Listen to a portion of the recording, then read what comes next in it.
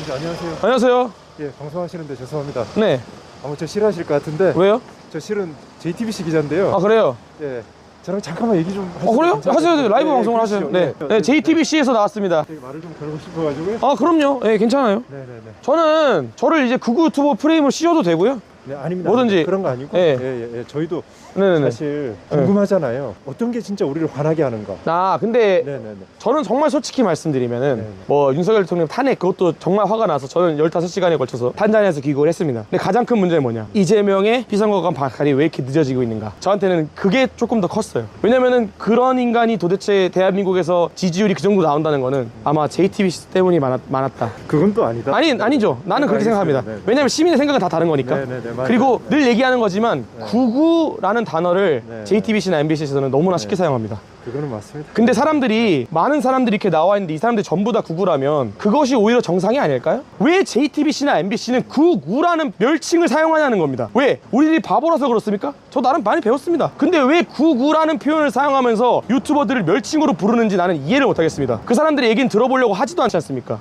그러면 우리 법원에서도 우리 이렇게 폭행 사건이 나고 뭐 맞습니다. 했는데 뭐 그게 뭐 옳다 뭐 저는 완전 그러다고 생각합니다. 그죠, 그러잖아요. 근데 저희가 얘기를 조금 들어보니까 그 전까지는 되게 평화로웠는데 영장 발부 소식이 알려지고 나서 그렇죠. 되게 갑자기 많이 흥분들 하셨어 네네네. 라고 하더라고요. 뭐가 정말 우리를 화나게 하는 걸까요? 아마 이 마음속에 화남이 있으니까 그런 거잖아요. 우리 또 특히나 청년들의 화남 그런 걸 한번 저도 이제 나이를 좀 먹다 보니까 저는 지금 만 30살입니다. 20, 30대 같은 경우는 가장 중요한 게 결혼과 출산 그리고 경제입니다. 근데 그것에 대해 가장 크게 무너졌던 시대가 문재인 정부 시절이었다고 생각을 합니다. 그 결과로 우리 20, 30대가 감내해야 될 게 너무나 커졌습니다. 이런 사회 불평등이 있는 와중에 특정 정치 세력들은 특정 이권을 위해서 특정 세대의 특정 성별만을 너무나 감싸줬어요. 그렇기 때문에 20, 30대 특히 남성분들, 일부 깨어있는 여성분들이 이 길거리에 나온 거라고 저는 생각합니다. 그리고 사람들이 깨어난 거죠. 왜냐면 포퓰리즘이나 돈을 푸는 행위들은 결국에 우리가 감내해야 될 빚이구나 라는 거를 지금 우리가 깨닫고 있지 않습니까? 저만 해도 제가 저희 동네에 얼마나 많이 망했는지 모릅니다. 내수가 망가져서요. 근데 그 내수가 망가진 이유가 윤석열 대통령이다? 그러기에는 윤석열 대통령이 지금 2년 반밖에 못했습니다. 문재인 정부 때문이라고밖에 볼 수가 없습니다. 속이면 안 된다는 겁니다. 언론들이 지금 이 현재 작금의 내수가 말라가는 상황의 책임을 윤석열 대통령으로 몰면 안 된다는 겁니다. 사실 우리가 생각을 해보면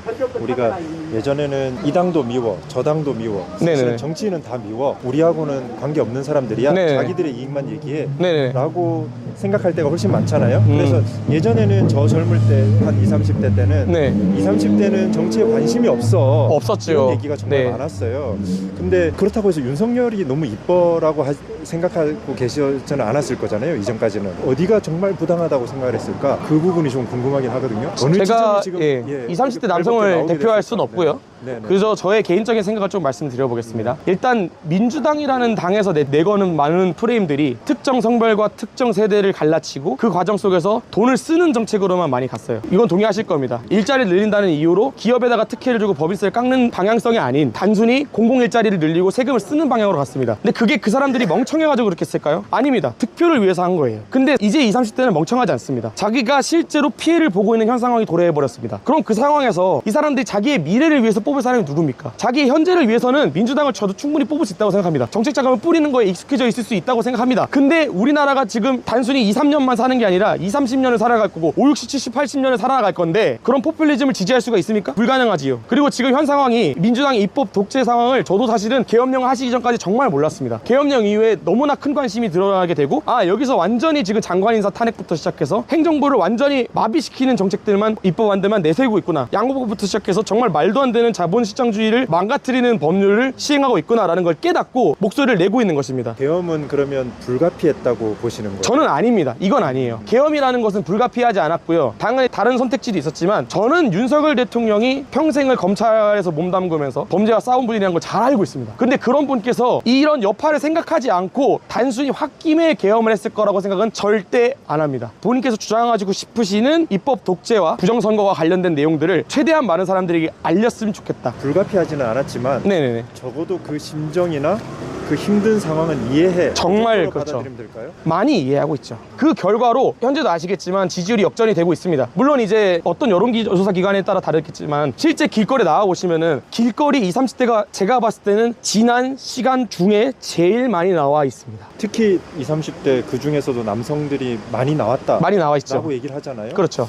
특별히 우리 감정을 건드린 게 혹시 뭐 그런 게 혹시 있을까요? 사실 20, 30대 기준에서는 가장 중요한 게 아까 말씀드렸던 결혼과 출산, 육아인데요. 근데 그게 전혀 개선이 되지 않았습니다. 문재인 정부 때 김대중 대통령이 만든 여가부는 실질적인 도움이 되지 않고 있죠. 그렇기 때문에 우리는 실질적인 문제를 해결하기 위해서, 평등을 이루기 위해서 여가부를 없애겠다고, 그리고 20대 초반 남성들이 가장 원하는 것 중에 하나인 군인의 급여를 올리는 거. 저도 병장 때 45만 원밖에 못 받았습니다. 물론 선임이 더 최근에 많이 올라왔죠. 많이 올라왔죠. 네. 저는 이 대한민국에 가장 필요한 게 무엇이냐, 여성 정책이냐 아니면 국방 퇴역군인을 위한 정책이냐라고 하면 당연히 후자가 된다 라는 생각이고, 그건 20, 30대 군필 남성들이라면 모두가 공감합니다. 왜냐면 얼마나 힘들고 배고프고 외롭습니까? 정말 힘든 게 군대고, 배고프고 짜증나고 있기가 싫은데 있어야 되는 곳이 군대입니다. 그러나 지금 문재인 정부를 지나서면서 국민청원이 올라갔죠. 양성평등하게 군대를 가자 했을 때 재밌는 안건이라고 하고 넘어갔잖아요. 근데 양성평등회로 같이 가자는 의미가 아니라 의무복무를 하고 있는 군인에 대한 처우를 개선해달라는 의미예요, 사실은. 근데 거들떠도 보지 않았죠. 근데 윤석열 대통령은 뭐 했습니까? 임기 시작하자마자 군인 월급 올렸어요. 그리고 여가부를 해체하겠다고 얘기했어요. 너무나 올바른 말이죠. 왜냐면 대한민국이 지금 솔직히 생각했을 때 JTBC, MBC, 조선일보, 여야 여론을 떠나서 군인들이 피와 땀으로 지킨 땅입니다. 지금 우리가 이렇게 편하게 옷 입고 지금 이 스마트 기기 쓰면서 이러고 사는 게 전부 다 우리 대신에 죽어 가셨던, 피 흘리고 지금 이 날씨에 고지전을 펼치면서 엄마 아빠 그리워하면서 17살, 16살부터 참전을 하셨어야 됐던 그분들 덕분에 계신 거예요. 예? 근데 문재인 정부에서는요, 그런 사람들을 개취급하고 그러면서 삶은 소대가리 들으면서 말도 안 되는 평화정책인 것처럼 하고서 또 속아가지고 남북 연락사무소 폭파됐죠. 예? 이게 정상입니까? 이게 정상적인 나라입니까? 그런 당을 지지할 수 있어요? 그럼 우리 JTBC 이거 꼭 내야 돼. 꼭 내보내십시오. 알겠습니다. 네. 꼭 내보내십시오. 그리고 저거 안 내보내도 JTBC 꼭 내보낼 겁니다, 제가. 우리 다 형님 찍었어요, 이거. 또그 부분, 부정선거 부분, 네. 그 부분은 사실 지금 논란이 되게 있죠. 많이 있습니다. 그 부분은 어떻게 생각을 하세요? 저도 약간 이게 어디까지 믿어야 되고 어디까지 그렇더라고요. 이게 확인도 안 되고. 제가 네. 개인적인 입장을 말씀드리겠습니다. 우리는 주권을 가진 개인이고요. 이 민주주의라는 것은 선거로 인해서 이루어지는 게 사실은 대부분에 그렇습니다. 근데 우리가 요청하는 게 있다면, 유권자가 진실검증을 요구하고 뭔가 문제가 있는 게 하나라도 존재한다면 아무리 헌법기관이라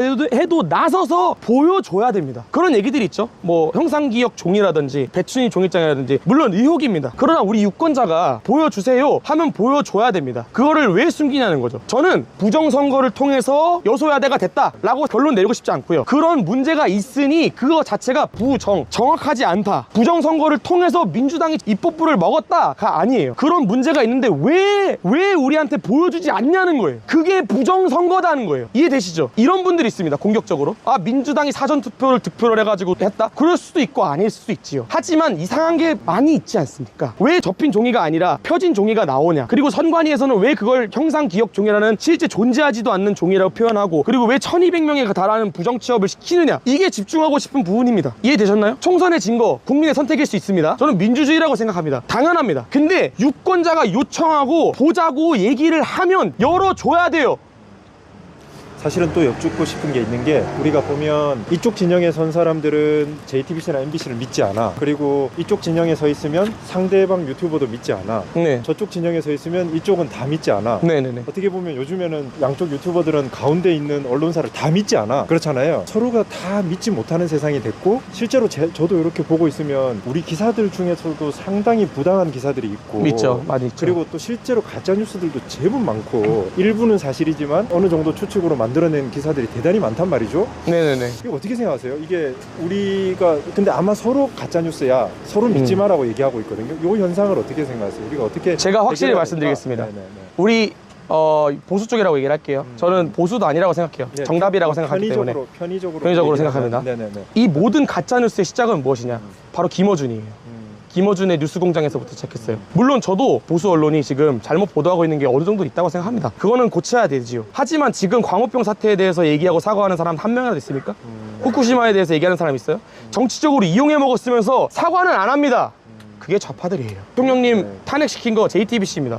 그렇죠? 네, 근데 네, 그때 보도했던 말도 안 되는 보도들 사과하거나 정정하신 거 있어요? 말도 안 되는 보도의 예를 조금 아니 뭐 생각해 인신공양을 보신다면? 했다느니 네. 말도 안 되는 보도들이 몇 개가 있었습니까? 네. 그때부터 JTBC에서 재직하셨다면 아실 거예요. 거기 그때의 목적은 여당을 탄핵시키자 이거였을 거예요. 물론 저는 JTBC가 언론 보도 역할을 나름 잘하고 있다고 생각합니다만 너무 편향돼 있어요. 제가 구구일까요? 제 얘기를 처음부터 끝까지 들은 사람들이 저를 구구로 평가할까요? 아니면 나의 미래와 우리 조국의 미래를 생각하는 사람이라 생각할까요? JTBC에서 있으셔가지고 아실 거예요. 그러니까 편향됐다, 가짜뉴스다. 그 시작은 광우병입니다. 김어준 당신입니다. 김어준 당신이라고요. 김어준 너라고 너. 다스베이더부터 시작해서 너. 그러면서 이제 와가지고 보수 세력에서 조금씩 반격을 하니까 우리도 해보자 해가지고 하니까 그게 가짜뉴스다? 민주 파출소를 만든다? 보수에서 가짜뉴스를 척살하겠다고 무슨 명박 파출소를 만든 적이 있나요? 그 당시에 이명박 대통령이 얼마나 고생을 많이 받았습니까? 가짜뉴스는 이쪽이나 저쪽이나 마찬가지다. 마찬가지다. 네. 하지만 시작은 민주당이 했다. 이거에 대해 반박이 불가능합니다. 제가 성함이나 뭐 여기 유튜버 네네네. 너무 화가 나서 격앙적으로 말씀드린 거는 죄송해요. 왜냐면 JTBC를 제가 진짜 싫어하기 때문에. 네,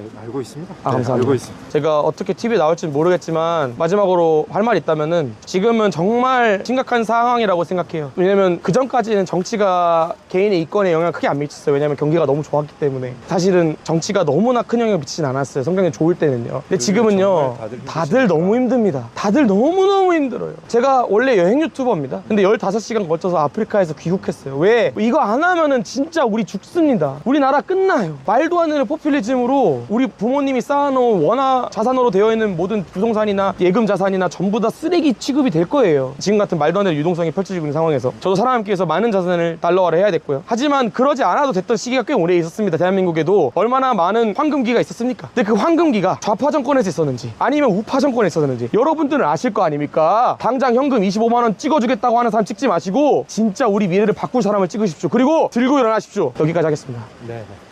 저희 연락 한번 하셔서 네네네. 서로 조금 네네네. 천천히 네네네. 얘기도 한번 해보시고 하시죠. 감사합니다. 고맙습니다. 예. 네, 방송 잘 감사합니다. 예. 제 생각일 뿐이고 저의 보수의 입장을 대변하는 건 아니에요. 제가 무슨 정당 정치인이나 당원이 돼본 적도 없어요. 그러니까 우리 같은 사람들이 진짜 열심히 해야 돼. 악마의 편집 나오면 그대로 내가 어차피 녹화 다 돼 있잖아. 그 사실은 가짜뉴스의 기준도 지들 마음대로잖아. 왜 다스베이더부터 시작했던 김어준의 개소리들은 왜 아무도 검증하지 않아? 왜 민주당 측에서는 그거 검증 안 해? 맞지? 얘들아, 왜 김어준이 했던 말도 안 되는 소리들은 민주파출소에서 가짜뉴스로 취급 안 하냐고. 지들이 정답이라고 생각하고 가짜라고 생각하는 것만 가짜뉴스라고 하는 거야. 이게 맞니 얘들아?